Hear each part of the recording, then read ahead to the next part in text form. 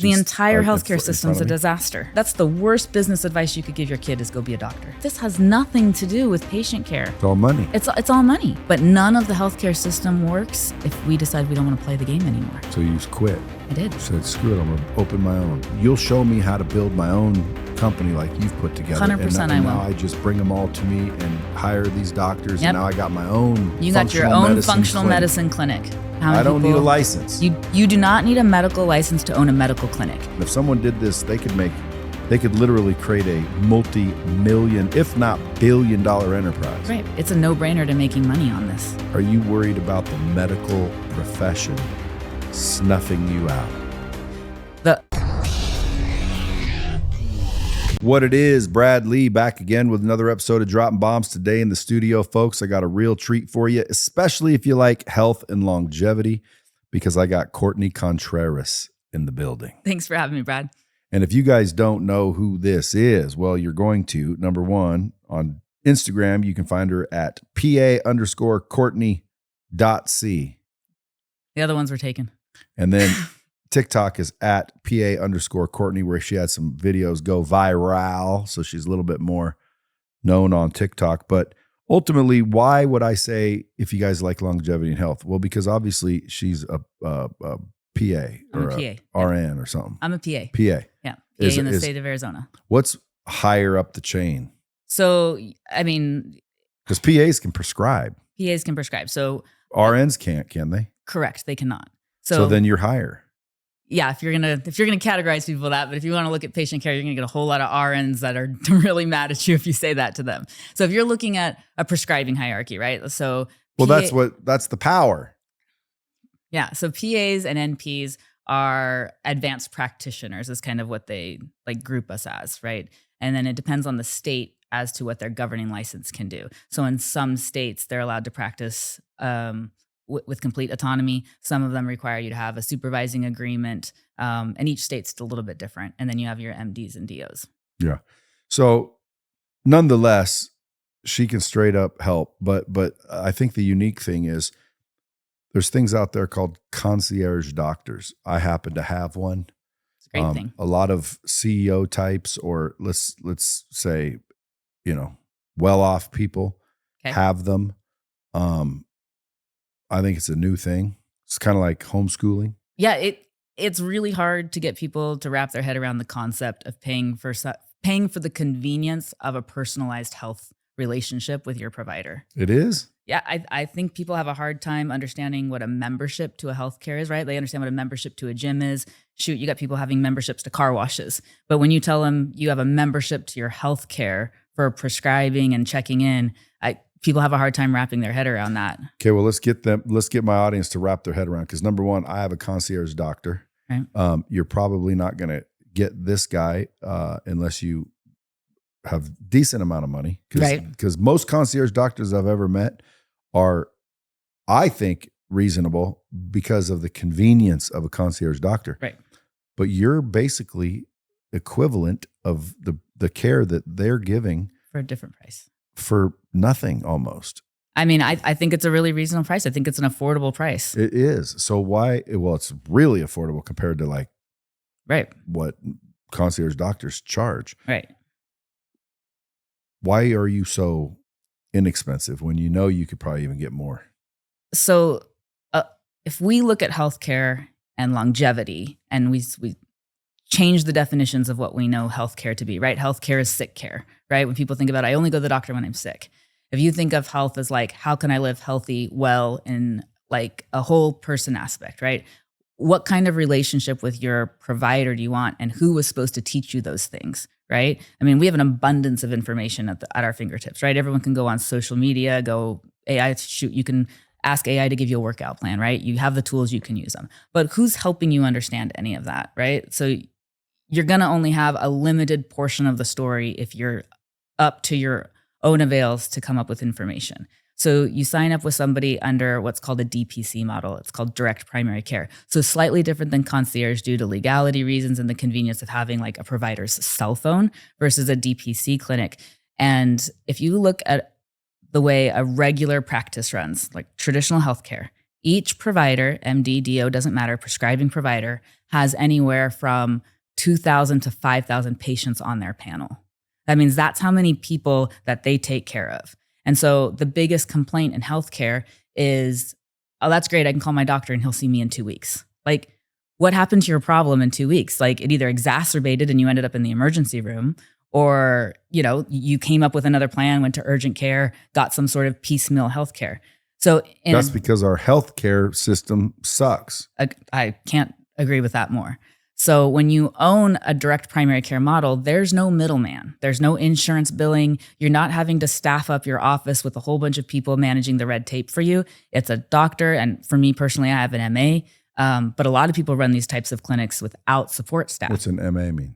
She's a medical assistant. So she helps my clients check in, does their vital signs for me. And because the way my clinic runs and I do IVs, she's actually IV certified, and certain states allow MAs to have that certification, or you can have it nurse run, right? The legalities are specific to your state on how you can operate your business.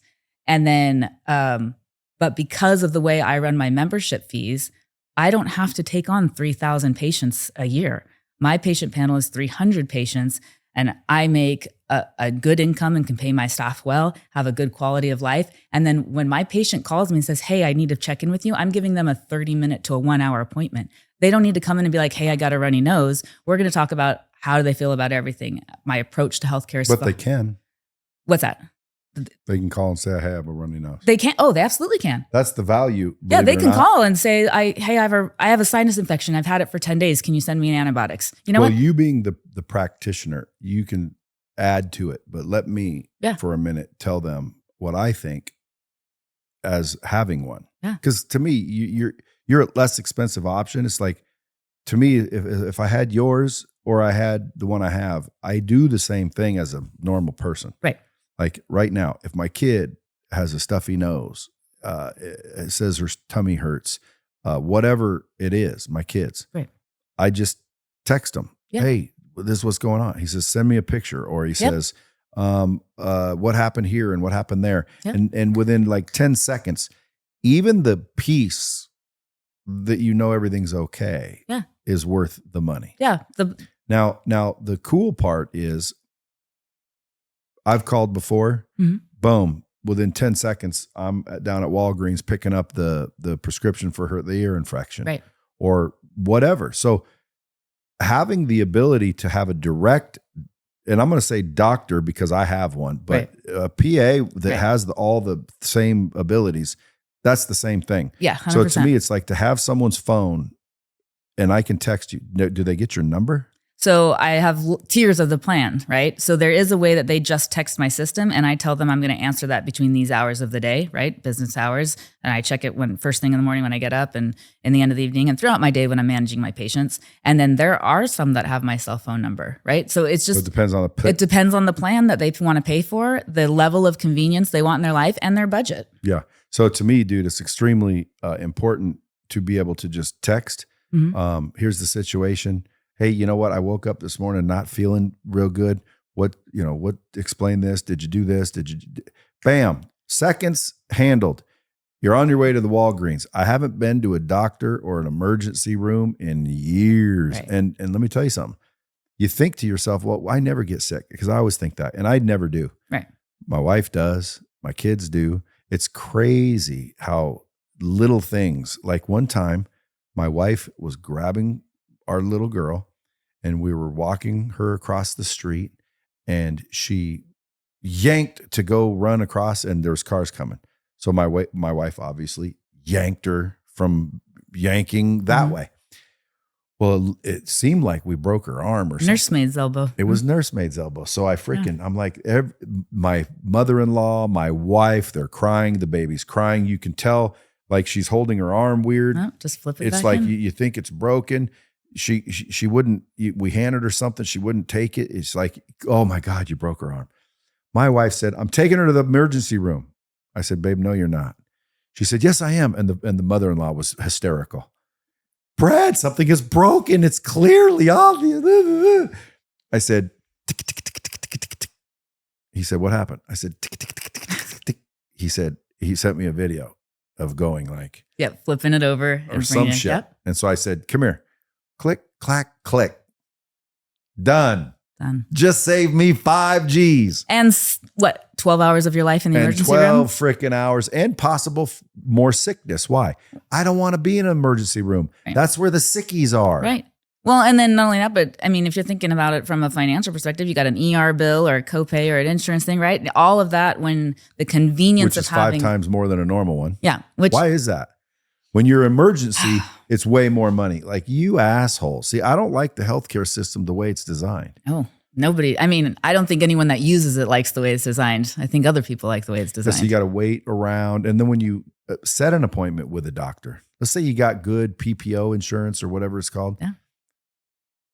And you set an appointment with a doctor 3 weeks later. Right. So your urinary tract infection is now a kidney infection, and you probably went to the ER already. Yeah. Now when you get there at 11 o'clock, yeah, you're not even being seen sometimes for like an 2 hour. or 3 hours. And I'm always wondering, like, who sets these appointments and why aren't they fired? Oh, like, why would you tell me to get here at 11? No, it's a medical standard to double book your appointments. They'll just be like, I don't know why. Like, even having been in that industry for 6 years, I don't know why. They're like, I double booked you. I'm like, how do you expect me to see both patients at 8:15? Like, well, each patient gets a 5-minute appointment. That's how you expect to do it. And everybody waits. And guess what? What choice do you have? Well, and what did you pay for a 5-minute appointment? And a lot more money. And then what did you actually get to tell them about?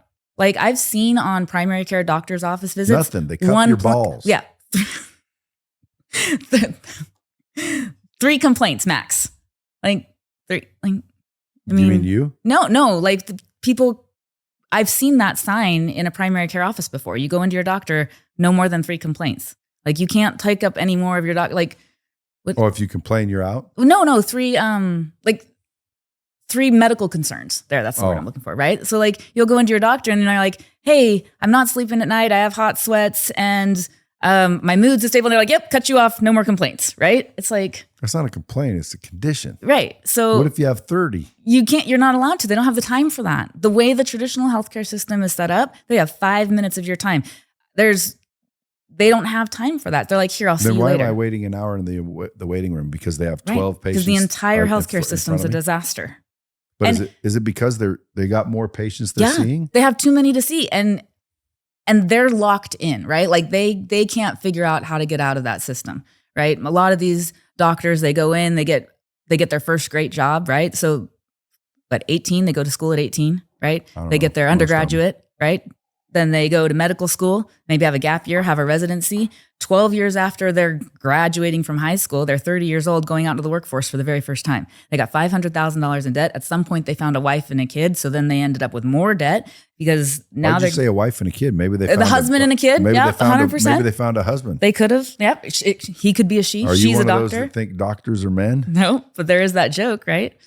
Have you heard the joke with yes. The surgeon goes in the hospital, "How could that be my son?" And they're like, "Because I'm not his father." It's because she's his mother. Yeah, but nobody gets that because it is, when you say doctor, you kind of think of a man. Yeah. And when you say nurse, you think of a female. I mean, I think no matter how many by the way, powerful women MDs and DOs and whatever are out there, I think 20 years of society of it being a male-dominated profession, people just immediately What's your thoughts on a male nurse? They're just as good as a female nurse. It's just a good person for the job. Well, good. They're just as good, but to whom? I mean, like, if I'm going to get a sponge bath, I think a female nurse is better. Well, I'm going to disagree if I got to get a sponge bath. Huh? I mean, that's not really what you're there for, right? Well, no, but that's what nurses do. No, they have. I won't discredit our amazing nursing staff. I'm not either. I'm not gonna. I am not gonna demoralize them to sponge first baths. of all, nurses. Listen, some of them have saved my. They save a lot of lives. My life, but like one of them saved my first son. He had a bad accident one time. Dude, I love nurses. And I respect nurses. But at the end of the day, because I always ask them, you gotta they give sponge baths. I mean, I think that is 1% of their occupational. So what? They do it. Yeah, well. Okay, so if I'm going to get a sponge bath, all I'm saying is I'd rather it be from a female than a dude. But male nurses, I wonder in today's society if they get shit for being a male nurse and a female doctor. Because again, I'd rather. I mean, I'm not a male nurse, so I don't think I have the right to speak on their behalf. But I would say the mentality of that has changed significantly. It's like a masseuse. Oh, I think they prefer massage therapists now. Yeah, but some people prefer women massage therapists and some people prefer men. I agree. I mean, I don't have a preference, but. Yeah, but nurses are great. And again, they're very, thank God for nurses. So I would say that if you have a great nurse, so we're only going to categorize this into people that are really great at their profession. Or paramedic. Right? Or a PA. Right? If they're great at what they do, then nursings really excel at watching what is happening to that patient at all times. And because of the way work is divided in the healthcare system, that nurse often knows more about the situation that patient is than the doctor that comes in to get the medical pathology, right? So if you have a good team and they're working together, you've got nothing but credit on both sides, right? And they work symbiotically. Yeah. Right. Because you're going to have the nurses be like, he wasn't like that an hour ago. Right. That doctor doesn't know. He hasn't been into that ER room yet or whatever the case may be. Yeah. But you depend on that nurse to be like, that's not what he was like an hour ago. Something changed. There's a nurse that's it's called something, but it's like a higher level nurse than just a normal nurse. So nurse practitioner. Yeah. Right. Is that like a PA nurse? Correct. So PAs, the definition is it's semantics as far as the education system goes. PAs follow the medical model of education. So when we go to our PA school, it's a medical model based off of like DO and MD med school. The nursing model is based off of their model, and they're very different the way that the model is designed as far as like what the content that they learn is. Now, did you learn everything in the Marine Corps? I learned nothing about healthcare in the Marine Corps. Okay, so that had nothing to do with it. But you are a former Marine. I'm a former Marine. Well, thank you for your service. As yours. So when you got out, I didn't serve. No, but you did a lot. I didn't do shit but quit. That's easy. Anyone can do that. So you got out of the Marines, and how'd you end up as physician associate? I always thought a PA was a physician's assistant. So they recently changed the name to physician associate because they didn't like the term. Yeah, that sounds better. Yeah. For you. Yeah. So PA now stands for physician associate. It was a big thing that happened over the last year.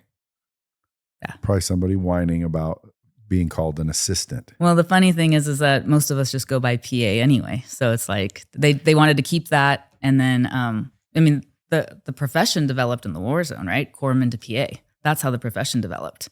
It was basically like. So what made you first get out of the Marine Corps and become a physician associate and then build VitaLife Infusion? So I'm going to skip probably about 10 years of life because after the Marine Corps, it didn't become physician assistant. There were a lot of other things right after the Marine Corps. Why do you want to skip it? Well, it's not relevant to how I ended up where I'm at other than it was a long lesson of life journeys. Let's see. I've had an interior design business. I've had a flower shop for 10 years. I was a field guide in South Africa. I worked at a summer camp teaching like extreme sports, rock climbing, and a swim coach. I mean, I feel like I'm 45, so there were a lot of occupations prior to becoming a PA. So what did you eventually say, screw it, I'm going to go to school and get my license? So I had a lot of interest in becoming actually a veterinarian, which I know is a roundabout way to get to the story. And then that just interested itself into healthcare instead. That's really what I'm at. And a little bit before that is I had a massive eating disorder early in my 20s. And a good one or a bad one? I mean, is there a good eating disorder? Sure. No, there's not. If you ask me, just like, again. No, there's awareness, but there, like a disordered eating is a compulsive eating disorder. Well, like you can have a healthy eating disorder. No, you can have a healthy awareness. Can't you have a healthy eating disorder? Not if it's so distracting that you can't live your life. Is that what you call a disorder? Well, I mean, there's a DSM-5 classification for it, but there's, Is that because the polyunsaturated hydrocarbons that flow through the medulla oblongata increase the blood flow to the erector pili, causes some sort of internal reaction? I feel like that was a lovelily rehearsed thing that makes no sense and is not related to eating disorders at all. No, when you're looking at eating disorders, so I had anorexia. No, I didn't get one. No, it's not a great one. And it's a slow decline to really unhealthy habits. Is that the one where you see yourself fat even if you're not, or is that bulimia? So it's neither. So seeing yourself as you are not is body dysmorphia. Okay. See, I got the opposite of that one. And you think you're great? That's what I do. And so that's why I thought there is a good disorder. Cause like I would take off my shirt. Everyone would be like, dude, you're nasty. And I'd be like, dude, that looks fucking good. Like, what are you talking about? It looks pretty damn good. I don't think you're going to find that diagnosis classified in DSM-5. I had the opposite of body dysmorphia. I swear to you. I mean, I'd look at myself in the mirror and think, that's like Napoleon complex, maybe the opposite. I thought my body looks better than it did. So then who told you it didn't? One time I was sitting out on the balcony smoking a cigar and I looked to my left and there was a mirror there and it looked like I was like, hunched over and I had a belly and a couple of fat rolls and I was looking at myself and I go, God damn, do I look like that? And I started asking people, do I look like that? They're like, you never saw a photo of yourself? Yeah. Well, I didn't see it until that day. It was the weirdest shit. That's why I said there's a healthy disorder. That was a disorder. Yeah, I don't feel like it's a disorder. I feel like it's just awareness. Well, you may be correct, but I decided to do something about it. And so I just started eating better and doing a little bit of exercise. And, you go up, you go down, but ultimately eating is obviously a big critical part. But having a doctor's phone number or a medical expert's phone number and quick access to me is worth it, especially if you have kids. But even if you're an individual, let's think about it. When you got to go to the emergency room, it's 3 times as much as a normal doctor's visit, number one. Number two, how many hours off your life? How many hours does it take? Number 3, and this is the biggest one. This is number 1 for me. Sickies are there. Yeah. I mean, it's not a place that you want to, it's not a place you want to hang out. No, dude. I don't want to go around where everybody's sick and sniffling and crying and bones are broken. You can't catch a broken bone, but I'm just saying, like, there could be someone in there that feels like shit and they got like bubonic plague. Right. That's where I think you need to go if you have the plague. That is where they go. That is where you need to be going if you're sick. For me, I'm texting Courtney. Right. I want to stay isolated. I'm not going to an emergency room unless I had to. Right. Now, again, if I'm in a car crash and my eyes hanging out, I'm not probably going to text you. Yeah, I probably am going to tell you you're on the way in an ambulance to the emergency room, which is exactly where you should be. Right. Yeah. So the convenience is for all of that other stuff. Right. Hey, use that one example we were talking about earlier, because in some cases I break my arm. Right. If I text you, hey, just broke my arm, heading to the emergency room, you could say. So it really could end. Like, so if you're looking at a broken arm, right? And not all breaks are created equal, right? So like if you break an arm and you got a bone sticking out, now you have an obvious deformity, right? You're going to have to go get it reset or whatever. In my particular case, I do have an orthopedic surgeon on my staff there, but what I would do is let's say this is probably more realistic. Let's say you have a kid in football, right? They had an injury, they came home, coach said sit on the sidelines, nothing's really crazy. The next morning you wake up and it's super swollen, right? Going to the emergency room at this point, like you just waited 12 hours overnight, right? So then you call me and you say, hey, Johnny was playing football last night and his arm's swollen this morning. I'm going to say, great. Why don't you either come by and see me, or here's an order and go directly to the imaging center. You're going to go get a 3-view x-ray for probably $75. And I'm going to see it. Instead of $7,500. Right. And I'm going to see it. And if it needs to be reset, then you're going to go, we're going to stabilize it and send you off to the orthopedic surgeon, which is what they're going to do to you in the emergency room anyway, right? Yeah. If it has to be reset, we do that in the emergency room. But if it doesn't need to be reset, you stabilize it and send them to orthopedics. That's the process. But the difference is 8 hours in the ER, a big common collarbone breaks, right? There's clavicle. They're not going to do anything for you. How did I know it was a clavicle? I feel like you paid attention every once in a while, right? But they're not going to, unless it's sticking out of your body or poking your lung, they're going to tell you, go follow up with orthopedic surgery. Here's a sling. And then your orthopedic surgery appointment for follow-up is going to be a week or 2 away anyway. So if I'm your provider and you tell me that's what happened to you, I'm going to call the orthopedic surgeon I have and be like, hey, when can you get this guy in? It's going to be sooner than if you would have been not on his panel. And then we're going to get an x-ray and he's going to decide whether or not you need surgery, and you're going to make that decision together, which is exactly what you would do. I'm just going to save you 12 hours in the ER, a $5,000 bill, and you're still paying not even for the visit to come see me, because that's included in your membership.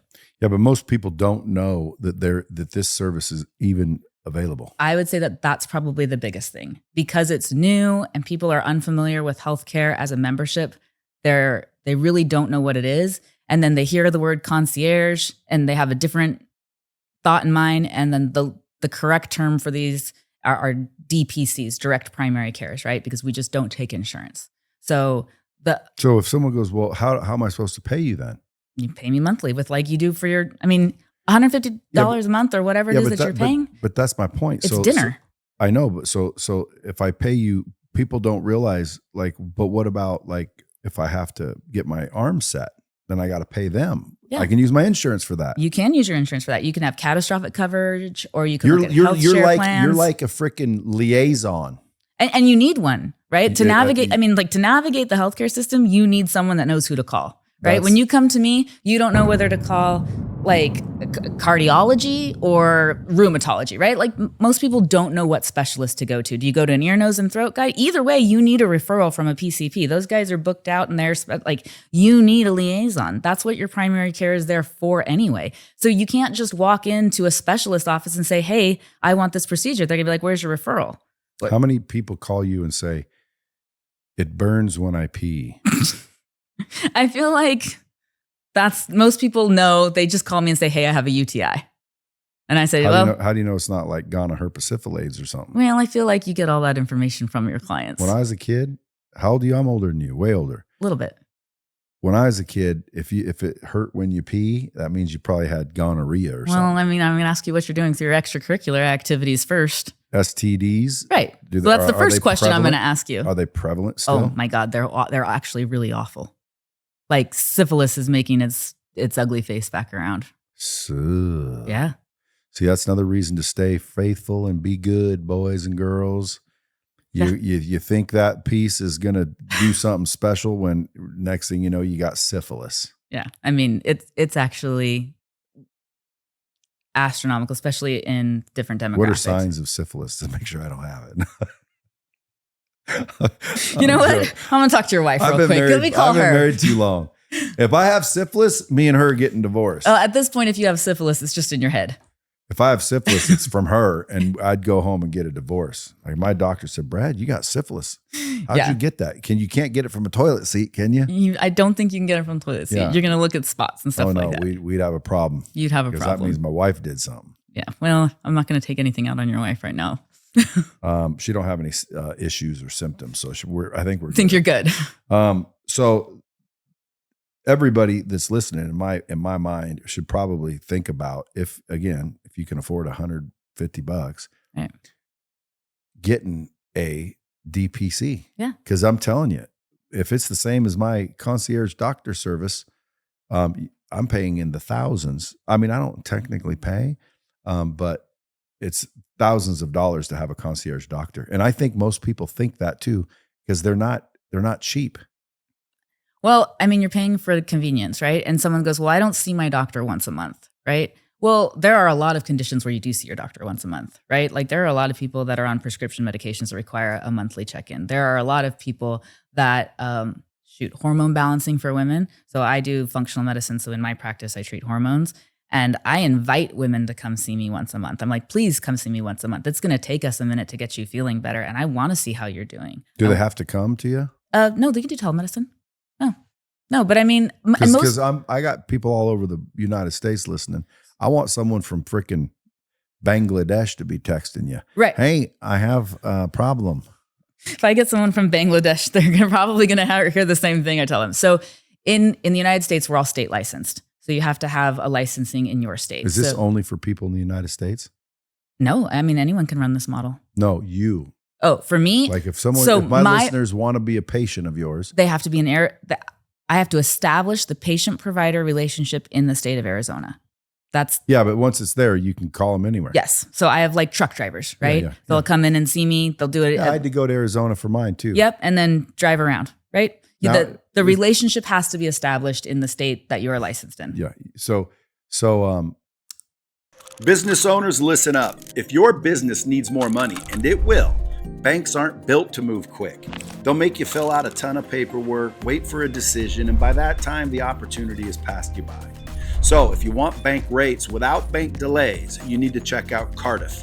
Cardiff's been helping businesses get same-day funding for over 20 years. We're talking up to $500,000 approved and funded quicker and easier than the big banks. You can apply online in under 2 minutes and get funded as fast as the same day. So whether you need quick money to bridge a gap, do more marketing, get some equipment, or even hire more people, I'm telling you, apply today at cardiff.co. Stop letting slow money cost you opportunities that move fast. There's no impact on your personal credit, so go to cardiff.co and apply. Subject to approval, terms and rates vary. Cardiff. Borrow better.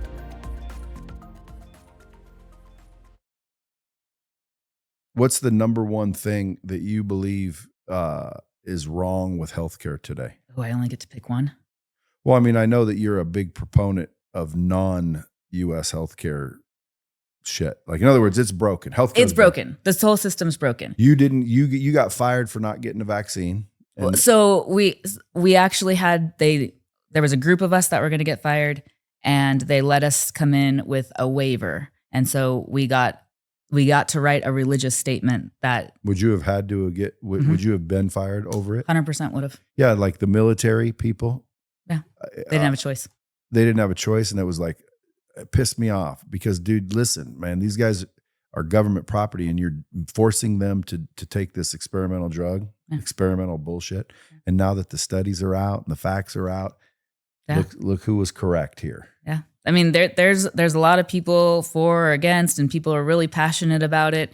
And ultimately, it comes down to this and what all healthcare should be. You get to choose for your own body what is right for you. And right? You should. And you should. And an insurance company shouldn't be deciding that for you. You should be able to listen to the advice of your trusted preferred practitioner, whoever that may be. And between you and them, you come up with an informed decision. And then that's the decision you get. Like the way the healthcare system's right now, who chooses how much they pay for is up to the insurance company if you're in a traditional insurance model, right? So there's all this money getting lost in the background in red tape and pre-authorizations, and people don't get to choose, right? It's like healthcare is getting governed by, I mean, surgeons probably have the best story about this, right? Because they're looking at big procedures and they're saying, yeah, we're letting you know that we don't think that your patient should have that procedure. Well, who's the doctor? Who's the provider? Who's the one seeing the patient and gets to choose whether or not that's what's right for the patient? That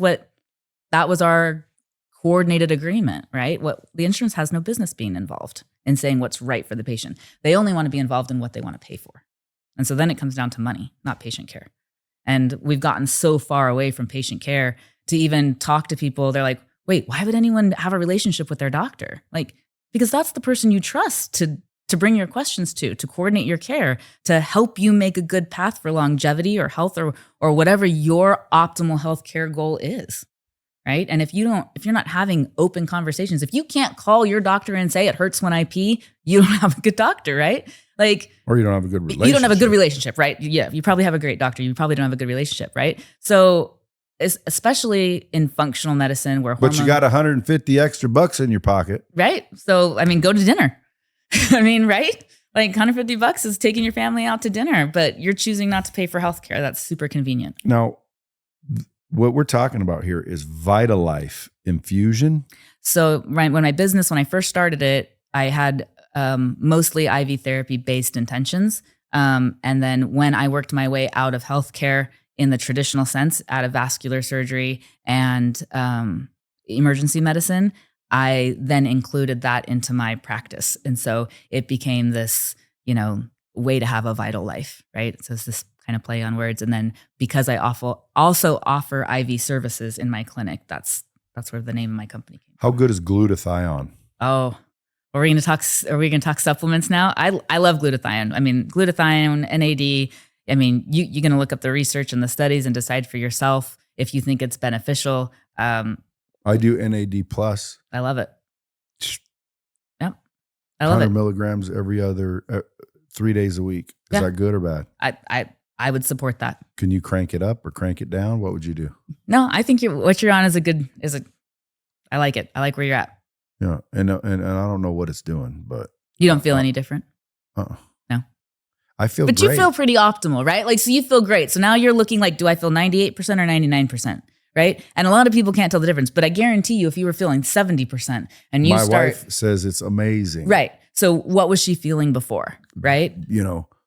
dragged out. Like probably her hormones are probably whacked. Oh, we won't get into your wife's healthcare, but you should give her my number. Well, she always sometimes says she has headaches. No, I'm just joking. I'm joking. I always use my wife as the joke. When I go home. Do you go home and get like just the wrath of God on you, or she just like roll your eyes at you and she's like, I'm glad it was entertaining?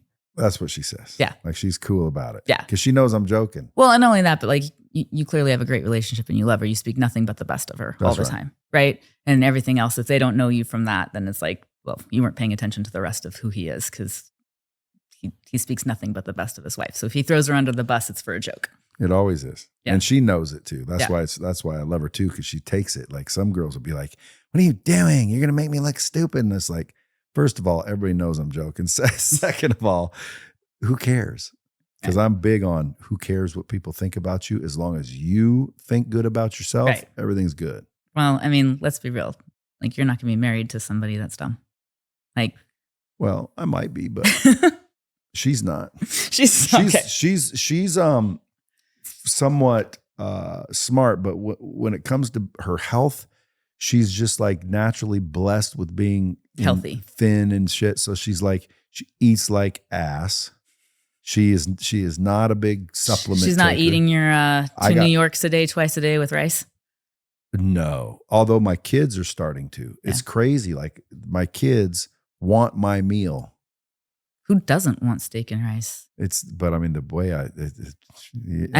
you explained to me what it is, and I'm not gonna lie, I'm a little hungry now. I wouldn't have thought that that would be so delicious, and that you can eat it straight for 4 months. You're the only man in the world that says, I didn't think 2 New York strips with teriyaki sauce and rice wasn't going to be delicious. Not every day. I don't know. Some of us are weird like that. I get sick of a lot of shit, and like chicken. Okay, well, chicken's chicken. If it was chicken breasts every day, pass. If it was like who wants to eat chicken anyway? I mean, like it's just filler food. It's just filler protein. So back to the important stuff. Vital Life Infusion or Vita. Vital Life. It's just sort of a play on the Vital. What is it? It's Vital Life Infusion. I ain't got my readers in. Oh. So it's Vital Life Infusion. Lifeinfusion.com. Because I have a feeling there's going to be people that want to do it. Now I want to shift into, because a lot of people listen to the show to make money. They want to listen to the show to figure out how to build their business bigger. Yeah. So whether you guys have gyms, whether you have any kind of healthcare business, maybe Botox, rejuvenation centers, longevity, anti-aging. What they may not know is they can do this too. They can. And you can show them how. I can. See, like that's crazy. So I would be surprised at how many people. I don't need a license. You do not need a medical license to own a medical clinic. You have to hire a medical provider. But you can hire someone. So the going rate for a advanced practitioner, so PA or NP, you're looking at anywhere between their salary, depending on what field they work in, right? So specialty fields pay more than, right? You're looking at paying somebody $100,000 to $200,000 a year. That's the going rate for their salary, depending on their specialty, which I know is a huge broad range. Primary care doctors, you're looking at $250,000 a year, right? If you own a clinic, the membership fees that they would have far surpass their employment costs, right? And then you're providing quality healthcare, you're making a great income, you're doing something great for the world and great for people, and you're helping like fix or at least a partial solution to our healthcare system being just the disaster that it is, right? And offering affordable healthcare options to people, right? That's what you're doing. So not only are you you have a great business, but you're going to make money. It's a no-brainer to making money on this. How so? So let's just throw out some numbers. How would I get patients? Why would anyone listen to me? Well, no one's going to listen to you for medical advice, right? That's not what you're good at. But you run a business better than a whole lot of people out there, right? You know how to market one, you know how to brand one, you know how to send it out on its foot. Like, you know business. You want to know who doesn't know business? Providers. We know medicine, right? You got your PAs and NPs that are a little bit more entrepreneurial thinking, but a doctor, MD, DO, you're looking at a kid that got out of high school, right? Went to undergrad, went to college, did residency. Like, their first business experience is a $500,000 debt. and a $200,000 income who in a big traditional healthcare system that promised to give them back a little bit of loan repayment, right? Then they spend the next 4 years of their life practicing in medicine. Now they're 20 years out of college and they're nowhere near their colleagues that maybe got out of school and started a business, car wash. It doesn't matter, right? They don't have an entrepreneurial mind. So, how come no one calls that a scam? Which part? Well, the medicine part? Yeah, like I'm in that's the worst. That's the worst business advice you could give your kid is go be a doctor. Well, there's all these, gurus and experts, and even if they're legit, online, what do you they'll pay a call health them coach? scammer. But like they don't call a college a scam. Right.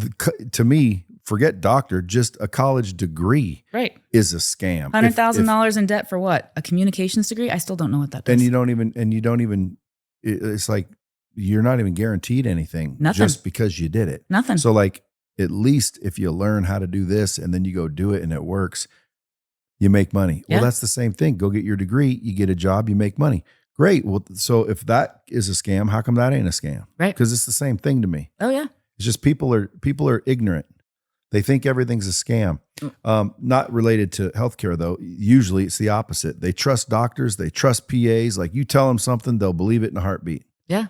I mean, and if you really think about it, unless that provider is staying up to date on medicine and science is moving so fast. Like how long did it take? Like we just removed the black box warning off of women's estrogen. We have known that study was a disaster for 20 years. What's a black box warning? So a black box warning is what they put on medical labels that are severe enough that the pharmacist is going to talk to the patient, right? So that's probably the best patient understanding of it. And it's going to tell you what risks there are. And right. So these are labels that come on. So estrogen's probably the biggest topic, right? So they just got that removed off of estrogen for women. What's it say? The black box warning said it was going to cause breast cancer, heart disease, blood clot, taking estrogen. That was the black box warning is per the medication. So estrogen had a black box warning up until 2 days ago. But estrogen is a hormone, not a medication. So it's both, right? So estrogen is a hormone in your body. And then there is synthetic estrogen or there's bioidentical estrogen, but estradiol is what you're putting back in your body, right? So if you come to me for women's hormone therapy and you need estrogen replacement therapy, I'm still going to have to give you a medical grade of estrogen, right? Like your eggs aren't making estrogen anymore. How am I going to give it to you? It's going to be a prescription, right? You can't go out there and roll around in a yam field and get enough estrogen.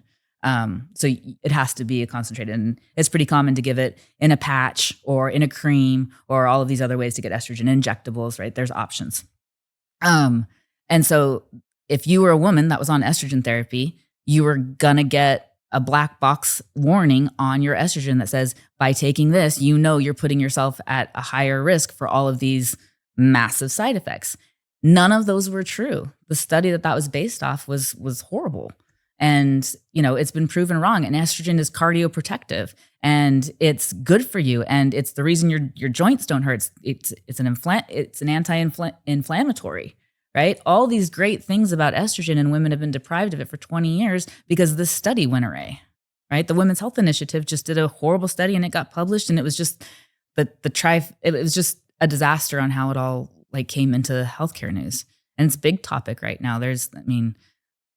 And there's still doctors right now, even with all of this information, that just can't get on board with it, right? And you have to think I understand why they feel like they can't get on board with it, right? If you're taught this is the way medicine is for 12 years and this is the truth, right? You have to swallow a big humble pill and say, oh, we were wrong, right? That takes a lot, especially when the entire medical system, nobody wants to admit they were wrong.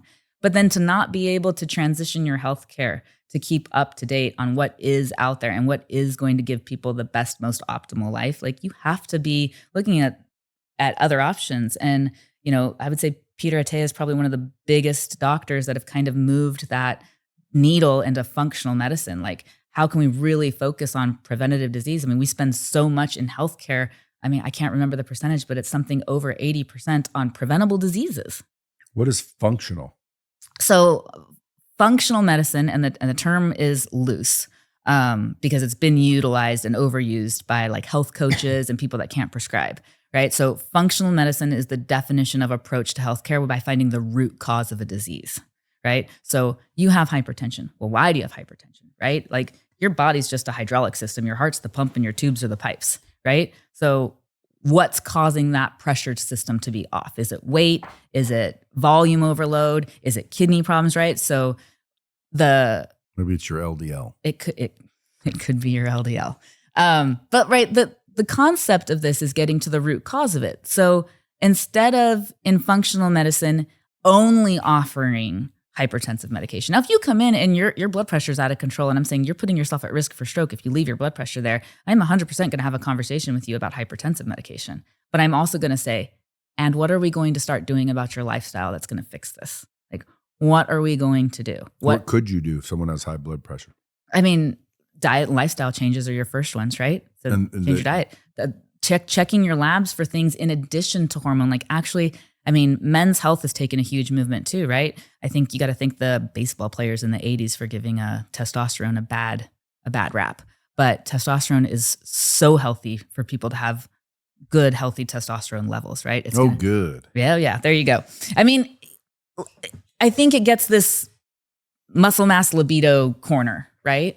And then it doesn't get much else, right? But there's so much more to it. Because like I've been on test and not worked out, not ate right, and nothing happened. Like in other words, I didn't just get buff. So you can take testosterone, and do nothing have 1,500 test levels, and be a fat, soft pig. So is that true? I mean, you can, yeah, absolutely. Because I did it. You can do nothing with it, right? Like you can take it and great. You have so great then it's not the testosterone. It's not testosterone, but what testosterone does, and this is really specific for women too, because testosterone for women is fantastic. It's your executive function, right? It's your confidence, it's your motivation, it's your drive, right? All of that is testosterone related. The majority of your personality is hormone related, right? So should I crank it up? I mean, we talked about your levels. I think you're doing just fine. I think your concierge has a handle on it. Yeah, well, he says it might be a little high, but I don't think 1,000's high. In my practice, it's not. At one point, and I didn't do anything different. I started like sprinting, and there was a time where I was doing some sprints. Mm-hmm. It was like, you know how the what's that? I don't know what the symbol's called, but like more, right? The greater than sign. It only went up to 1,500, and it said greater than. I mean, you're probably going to get a wide range of advice on where men's testosterone levels should be. And here's what it comes down to. What does your personal testosterone level need to be, right? Before you start getting back knee and all this negative stuff. Right. What makes you function at your best self, right? I mean, you got people that have been on testosterone since they were bodybuilding in their 20s, right? I guarantee their levels look entirely different than, say, the 40-year-old that just found out he had low testosterone, and he's going to feel amazing at 800, right? Because he's been sitting at 300, right? Or 20-some-year-old. Right. Well, and that's a big problem too, right? How many 20-year-old kids? Now, I will say that across the board, people that do really good practice, if a 20-year-old comes in with low testosterone, you're going to have a real conversation about lifestyle change. What are they doing? Like, what are they sitting there gaming all day, right? Like, you're going to have all these other conversations because in theory, a 21-year-old should be making plenty of testosterone, right? So that's kind of when that functional medicine comes into that root cause. Like, why? Why is your testosterone level low? Like, and it could be something simple as like hormone interrupters and concussions. I mean, when you have a concussion and your pituitary gland is destroyed in your growth phase in life, when do we start killing our kids in football? Junior high? Yeah, well, freshman? Before that. Massive puberty, right? Like, so you're sitting out there and the main organ in their body that's responsible for making their hormones is getting the shit beat out of it every day. What is the largest organ in the human body? Skin. Correct. Most people don't know that. What? I would imagine you did. What? You have question cards there for me? My team does put some questions here. I never read them, but this one's interesting though. Oh dear. Because it goes back to when I asked you, and I probably interrupted because I always do. What made you decide to get into this and make an affordable concierge program? Because something had to have happened. Changed. Yeah. This says, what was the breaking point where you decided traditional healthcare was broken and you couldn't fix it from the inside? So I worked in surgery, and I'll tell my client needed a CT, their abdomen, right? This client had been in and out of practice for multiple healthcare reasons. And the particular hospital that I worked at only allowed for in-house imaging. And so that patient needed to go get a CT in-house, and it was going to cost that patient $5,000 for a CT. That's an image that should cost $200. And I went to my administration and I was like, this is the option we have for them. Like, they can't afford it. So what do they do next? And they're like, well, they can call and get a cash pay plan. Like, the whole thing, I was like, this has nothing to do with patient care. It's all money. It's all money. That's what people don't get. And if you really think about the healthcare system, it doesn't work without the pawns, right? Doctors, PAs, MDs, we're all just pawns. I mean, you might be a bigger one, like you might be a surgeon, but none of the healthcare system works if we decide we don't want to play the game anymore. So you quit. I did. Said, screw it, I'm going to open my own. I will, and I was coming to work miserable. Like, I hated coming to work. I hated seeing 40 patients a day. I hated having 5 minutes. I mean, I worked in surgery and I would have 5 minutes to talk to a woman about breast cancer and what their options are. I'm like, wait, you went from a biopsy last week. I'm coming in. You're still crying and upset. And I'm giving you 5 minutes. You want one? How many boobs you want gone? 1 or 2, right? It's like, this isn't healthcare. This isn't patient care. This isn't even humane. And I was going to work just angry. And then I was bringing angry home. That's no good. No. That's stress. You know? That'll screw up hormones.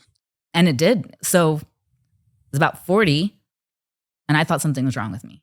I'm like, I've always been pretty much go-getter, 80-hour work week, never fazed me. About 40 years old, I'm like, something's wrong with me. I'm an asshole. Like, I'm irritable all the time. Like, I don't want anyone, I mean, I'm not very like huggy-lovey in the first place, but like, I don't want anyone to touch me. Something was wrong with me. I couldn't handle stress, this crying all the time. I mean, like all That's kinds estrogen. of things, right? I was just a disaster. And this is prior to me getting into functional medicine. And so I'm really well connected. I work with probably the greatest vascular surgeon at this point that I know to exist, right? And I have lots of really great doctors on speed dial. So I call a few, like, hey, something's wrong with me. I got offered an antidepressant. I got offered a vaginal exam. I got an ultrasound of my ovaries. You want to know how many people offered me hormones? Not a one of them. Not a one of them. A vaginal exam? Yeah. Who would offer that? That was my primary care doctor. What was his name? Her name. No way was it Yeah, a her. her name. I can't tell. I'm gonna do her the honor of not mentioning her name, but I am gonna tell you. Why did she want to look at your? Just female exam, see if anything was wrong, right? There's not a whole lot of answers you would ever get from that. But this is what Maybe she was just trying to be helpful. This is what the traditional healthcare system was offering me when I go in and say, I think I have a problem. Like I think I'm a disaster. Like I can't do the things I usually do. I put my keys and my phone down in 700 different places. My ADHD's out of control. But did any of them say, let's get a blood test? So yes. And then they told me I was normal. Because they were normal? Because they were normal.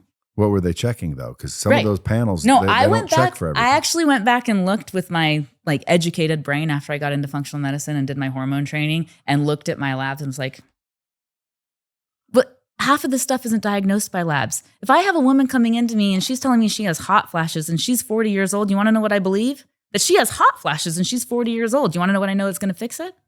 Estrogen. And if I take her labs that day and it says her estrogen's fine, it might have been fine on Monday, but it probably wasn't great on Sunday, right? Like a woman's hormone cycle is so crazy, and your Monday to Tuesday hormone cycle can be entirely different. So if she tells me she's having hot flashes, I'm going to tell her, hey, I have an option for you. Do you want to talk about it? Right? I'm not going to treat labs. I'm going to treat people. So if I'm some, let's call it entrepreneur, and I'm listening to this, you'll show me how to build my own company like you've put together. 100% and I will. Now I just bring them all to me and hire these doctors. Yep. And now I got my own You got your own functional medicine clinic. And I can get IV lounges, peptides, aesthetics. So as a business owner, you can do any of that. As a medical practitioner, you hire people to play the parts that you need to play in your business. Why don't all the medical practitioners just do it themselves? Because they don't know how. Right? Interesting. So Not if everyone- I got medical people listening, that's who should be calling you for sure. Oh, for sure. If you want to get out of traditional healthcare. Nurses. Yep. Well, nurses are making money right now because there's a lack. Nurses are making a lot of money. But Not the as thing much is, as you. the thing is, or potentially not as much as this could make, because again, if someone did this, they could literally create a multi-million, if not billion-dollar enterprise. right. I mean, you could take that model and scale it up to whatever you want, right? Create a brand, franchise it. I have the amount of people that ask me if I have a location in another state. Like, that's where can I get this type of healthcare? Your plan, your model, somebody that does functional medicine on a membership plan. Where can I get that? Are you looking for investors? Yeah. You would be? Oh yeah. Why not? So again, well, that's who's listening. You got people that why not? that need a PA, what do you call it? DPC? Yeah, DPC. They need them. So you're going to get calls from people going, hey, I was listening, I'd like to have that service. Then you're going to get people that are entrepreneurs going, hey, I'd like to put your shit in my gym. Right? That's the best place to put it. So there was a company called Forward, and they tried to do kind of a similar model. And they had honestly great technology. You'd walk in and you'd sit in the machine, it'd give you a body composition score, you get your blood pressure. You could come in and out, if you were a member, as often as you want, get your body fat analysis, but they put them in shopping malls. Like, the business was so perfect until they did that. Like, who's walking around a shopping mall? If they would have taken that business model and paired it with a gym, you would have had gold. Well, then you have investors who they don't want to do it, but they want to profit from it. Right. So there's plenty of... And like when you said, if I had another office, I'd make twice as much. Well, that's what investors look for. If you have a proven model where you can just open it, state to state, city to city, move along, it's not that difficult. And we give you the whole blueprint on how to get patients, right? And are they easy to get? Yeah. See, what's funny, the model sells itself. Why wouldn't you pay $150 for this? It's less than $2,000 a year for access to primary care and your hormone therapy, your everything. Why wouldn't you pay for that? And again, the insurance does. Well, I have insurance, and you don't take it, folks. Pay attention. You can use it outside. Like, I would come to you for let me ask you, guidance and prescriptions and quick answers. That's worth it alone. Now, if you tell me go get this scan and that scan and that scan, I'm asking. It sounds like I'm telling you like I know, but I don't. Can't I use my insurance? You can use your insurance, yes. You can also use an HSA, and you can even join like a health share. Yeah, but my insurance is still good. You're just directing me smarter and better. 100% your insurance is still good. I have a lot of clients that carry insurance. Yeah, and I get prescriptions quickly. Yeah. Because even a prescription, like eardrops. Right. Freaking, 5 seconds for me to send them in. I'm starting to get a cold sore. Valciclavar. Right. Is that a Yeah, you did good. Can you prescribe that? Yeah. What else? Like, there's just so many. To me, it's like no brainer. Shingles is probably the biggest one, right? Shingles. Yeah. I mean, like, I got a lot of people. So for our generation, we had the chicken pox, right? Did you have the chicken pox when you were a kid? Everyone does. No, not everyone. They have vaccine now. I ain't taking it. Well, you can get it. You have the option to take a shingles vaccine. We used to have chicken pox parties. Right. So yeah, because you'd wanted your kids together. I think South Park did a pretty good episode on that. Yeah, but to me, dude, that's what's weird about today. It's like, wait a minute. I remember like measles. Like the other day I saw the news. Measles. It's like, dude, the measles weren't shit back when I was growing up. If you got the measles, you got the measles. And then chicken pox, same thing. Like, you got the chicken pox. I remember they would have chicken pox parties because some kid got chicken pox and they just wanted to get it over with. So everybody went over there and got chicken pox. Right. Now it's like chicken pox. So I think monkeypox. To give vaccines their bubonic plague is back supposedly. The plague is the plague, right? Like, but I mean, talking about the one that wiped out a jillion people. It's back. You're talking about a virus, Yersinia pestis from rats, right? Who and so there's it back? Versions of it. Fauci, where's Fauci been? Where is Fauci? I don't know. I'm actually glad I don't know the answer to that question. But I mean, where'd he go? I mean, I think he just got out of the news, which is probably what anybody in his position would want to do. You're going to look him up? You need to find out where he's at. Do you think, and last question, are you worried about the medical profession snuffing you out? No, I'm the solution to the medical profession's death. I know, but that's why they would snuff you out. Oh, like, do I think someone like is going to come in and tell me that this that like literally snuff me out because Like- I have a solution. Or put you out of business because they have money and they're going to go to the lobbyists, and the lobbyists are going to put pressure on the FDA, and the FDA is going to come to you and say, sorry, Courtney, you can't make an affordable, intelligent solution. We want people sick. Now, I think people are too aware now. Here's a notice that is legal. Like you can't do nothing about it. And now you're out of business. I mean, I feel like I've had a few comments like that on some of those social media pages, right? People saying, oh, that they're going to outlaw this type of practice. The best thing is like, there's so much awareness now that this is such an awesome option. It's like homeschooling. Like when my kids were forced to get the old no, sir, not happening. I brought them out. Homeschooling is the best possible option because our public schools is not that and great. our whole school educational system is broken. You should have a teacher on here next, because I guarantee you they'd light that up. But I didn't know how, because I just took a teacher from the school. So it's like I hired a teacher that knew the system was broken. It's like hiring you that knows the medical was broken, because it is broken, and people think that there's nothing they can do. And yes, you can, and you don't have to be rich to do it. Thank God that Vital Life is available to people, because I always thought concierge doctors, dude, you got to be doing pretty good to afford one of those, but it is so convenient. And now you are available. Yeah. If every doctor did this, so like right now, I think there's 280,000 MDs and DOs in primary care, according to Google AI search, right? Like I wouldn't have known that number otherwise. And each one of those have anywhere between 2,000 and 3,000 patients. In this model, you only need to take care of 300 patients to make this probably double what you're making in that industry. So who are you talking to in the audience right now? I mean, doctors, providers, like if you don't think you can get out of that industry and live a life provider burnout is probably the biggest reason doctors don't want to be doctors anymore. Dude, I have a chiropractor. Is that included? He can't prescribe, so he would have to come up with a different model. But yeah, he could run the same model. He's going to hire you or hire someone like you. Right. He's going to hire someone. Yeah. You got a chiropractor, definitely. Get a prescribing partner and run the model. And not only that, but look at what you can add to the service, Can right? I hire someone like you and I'm the owner? Yeah, 100%. I don't need a license. You don't need a medical license of any kind. In any state. In any state. So like, how come there's not more of these? I mean, I would say like, what's the saying? Necessity is the mother of invention, right? Everyone was just accepting insurance as it was. And now it's like, it's not insurance. But it is, because that's how people think of healthcare, right?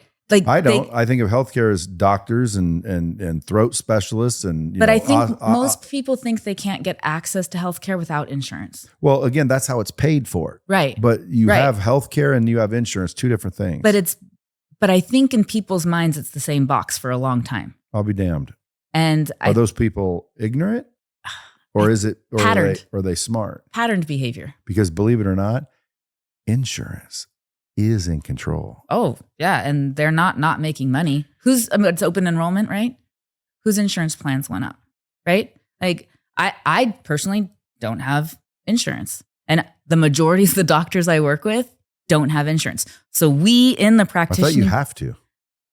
In the state of Arizona, you do not get a penalty for it. Obamacare or whatever the shit that was? No, they had penalties in some states, and some states no longer have penalties. So I happen to live in Arizona, so there's not a penalty for not having insurance. You wouldn't want insurance? No.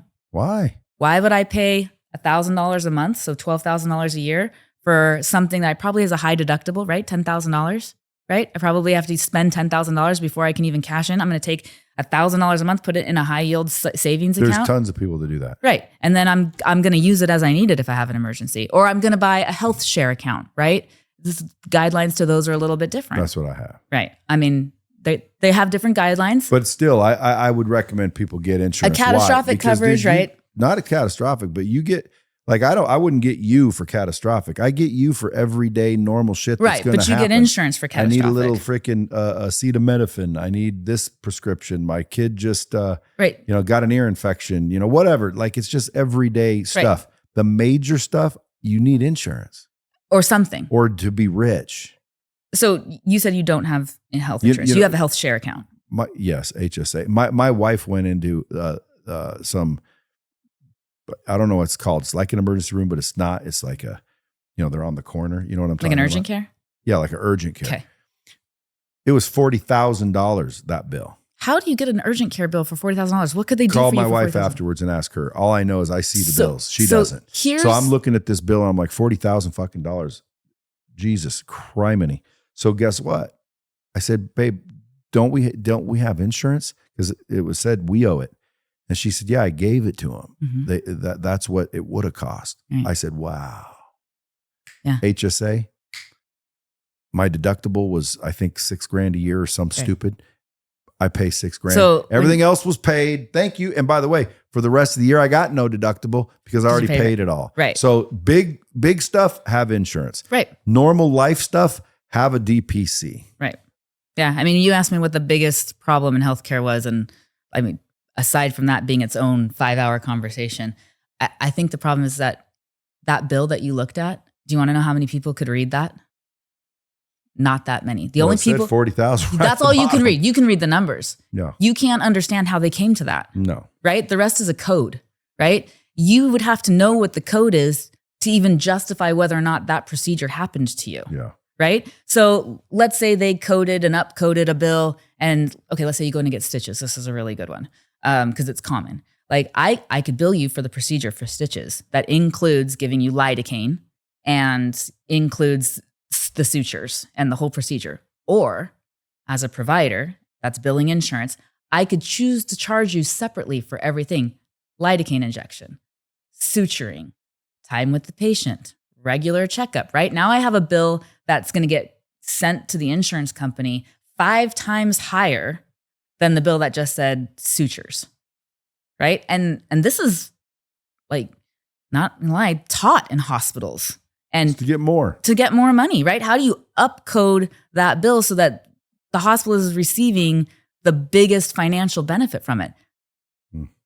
It's the same thing and it's all based off of coding. But you, as a consumer, you don't know how to read that bill. And you wouldn't ever have a reason to think that somebody would be doing that, right? Like that's your profession. This is like, when I pay $5 for a cup of coffee, I don't ask how much the beans cost, right? Like, I know there's a markup on the coffee. You don't even know that there's beans in it. Right, fair. Now it's a very true point, right? So you get the medical bill and you do the same thing, right? But you can actually take that medical bill, contest it, ask about the charges, ask for the bundled package on it. So like, let's say I get a bill that's divided into 5 different procedures that is the equivalent to this one up card. I can actually call the billing and say that needs to be bundled. And they'll, okay, we'll adjust your bill for you.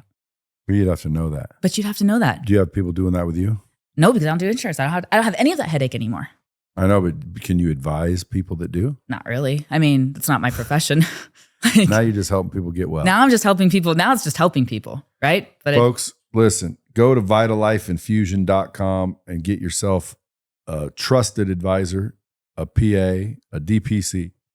If you guys are wanting to make money, reach out to her. And by the way, like Instagram at PA_Courtney.C, but reach out to her because she has a whole blueprint to show people exactly how to do this. Yeah. And if you're an investor, and by the way, like whatever legal disclaimer I need to say, I don't know. I haven't divested. But if you're an investor and you're interested in making money, well, then reach out because again, I think because you're making money, that could be put in different, like you could expand that fast if you have some money. You can build it. And you're willing to take or talk to investors. 100%. Make your own deals. Yeah. But folks, now you guys know, get your shit in order. Get your family protected. Get somebody that knows what they're doing.